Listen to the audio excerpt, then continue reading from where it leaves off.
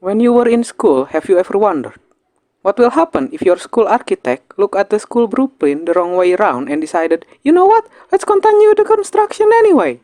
Yeah, that's what happened to the Wayside School. Hello everyone, it is I, Bipupman, and I am here to tell you about my experience watching the Wayside cartoon without nostalgia for the cartoon itself or the book it is based on. Before we start the video,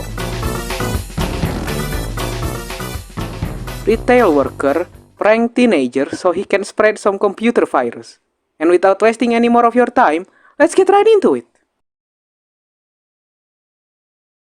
Wayside is a cartoon series developed by John Dereflani that started off as a 40-minute pilot which then greenlit for 2 seasons and 26 episodes. The cartoon is about a transfer student named Todd and his friend getting into shenanigans within the school, such as being a principal for a day, having your pet mistaken for a week, falling in love with your teacher, and having one of your friends become a dictator. Yes, that actually happened.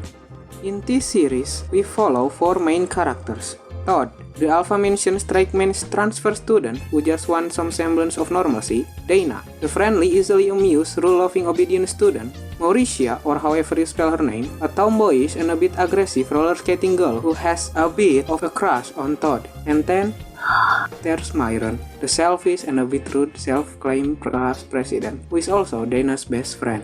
This show first aired on Teletoon for the Canadian and then later brought to the USA by Nickelodeon. This show has lasted in said networks between the year 2007 until 2008, with the pilot released earlier in 2005. And of course, how I can mention Wayside without talking about so cool and crazy and wild and upside down. performed by Skaye Sweetnam, sorry for the bad pronunciation, who you might know from the songs such as Music is My Boyfriend and Number One. I'm gonna talk like I know any of that song. And this opening is really good, I'm not gonna lie.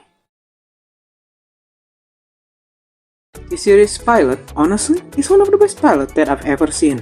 It introduces a lot of characters and the setting itself.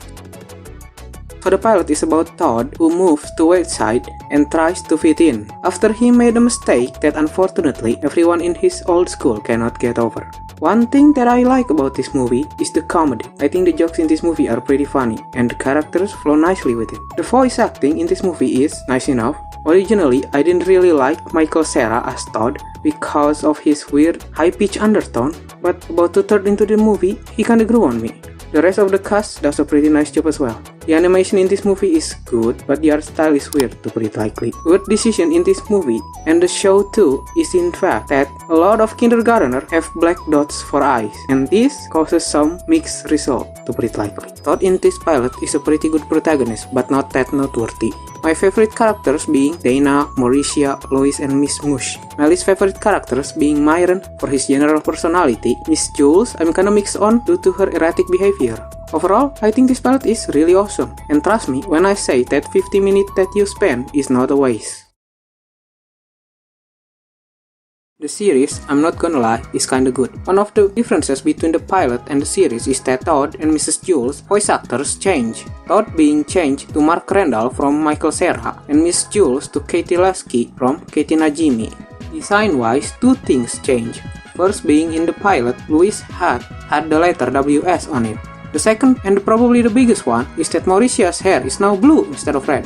If I can remember correctly, this change happened so that Mauricia's and Todd's hair color didn't clash. Personally, I think it's alright. To this being a series rather than a movie, we now need to follow these characters for at least 10 hours instead of just 50 minutes. And for the most part, these characters are fun, with some annoying ones that unfortunately are part of the main cast. You know what I'm talking about. Todd is your average protagonist, nothing that notable about him, to be honest. Mauricia can sometimes be a bit too much, but ultimately she's a pretty good character. Dana is my favorite out of the main cast, because she always provides a good dynamic and she on her own is also good.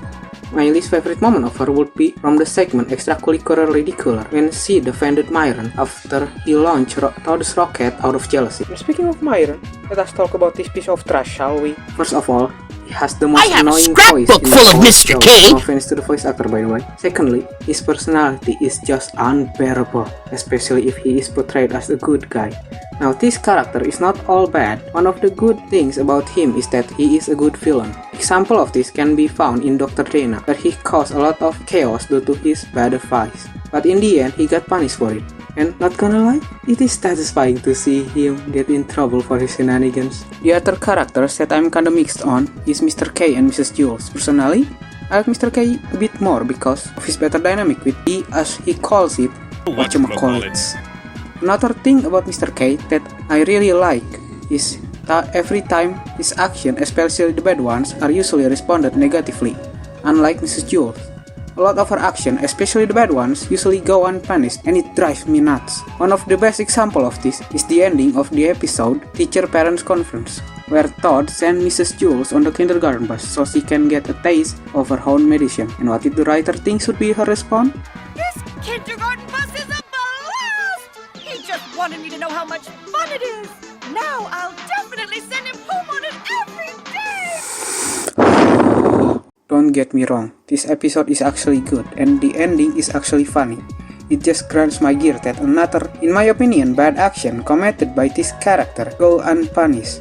And mind you, this is not the only time this happened. After all of that, let's talk about the good characters. From the student side, my favorites would be Jenny because she is just fun, and the three Erics because they provide a really good comedy. For the adults, meanwhile, we got Louis, which is one of my favorite characters in this show. I mean, he's just a nice and calm spirit within all of the chaos of the show. And Miss Mush, why? She's just funny. The animation in this show is a downgrade from the pilot, with the highlights on the character's hair removed and less shadow, presumably to save budget. But in the end, I think the animation is passable. The other notable thing about the series is the soundtrack, which I think is pretty good. Unfortunately, I cannot find them anywhere. Watching this series, personally, I have a pretty good time with it, especially the second viewing. Now, I do not know exactly why the first viewing was such a mediocre experience. My guess would be that when the first time I watched this, I was exhausted of cartoons, and using Kim Possible as a pacebreaker does not help. But on the second viewing of this series, I decided to use Ultraman as a pacebreaker, which is probably why I have a better experience watching it. Or maybe I actually have brain the first time watching it, I don't know. I also get why people would not remember this series that much or even consider it a fever dream. The character's personality in this series would not really make an impact on anyone, plus the design of the characters are a bit boring. Because if you silhouette them, none of them really stand out as a character from this series and this series only. Also, the series not being that true to the book really does not help. Ultimately, this show was cancelled after season 2 due to unknown reason. But probably because of low ratings due to the weird airing time of 1500 in Teletoon. As of revival and stuff, there is a rumor about a season 3 coming out in the year 2012 with 15 episodes. In this season, we will see Sari promoted into main characters along with Jenny, which in my opinion would be interesting since Sari is a very minor character and Jenny already had a relationship with Mauricia, so it would be interesting to see the writers develop their friendship a bit more. Some of book-only characters will also make their debut in this season. Unfortunately, this was later proven to be a hoax when John Dereflani confirmed it in the year 2017. But this weird statement in the Wayside series wiki where they state that Paramount will be making a CGI Wayside remake in movie form, which would be released next month. Unfortunately, I cannot confirm whether this statement is true or not, as I cannot find any information about this anywhere within the Paramount social media. This wiki also made a weird statement about how there will be a Chip and Dale movie 2 next year, so probably take this information with a grain of salt. So, what do you think about this series? Personally, I think it's pretty fun with some fun characters and mostly fun episodes where funny situations happen. Unfortunately, this doesn't really make a huge impact on me, so 3.3 out of 5 for the series and 3.5 out of 5 for the pilot. Thank you for watching. One like equals one of your family members not being done by me, and I see all of you later.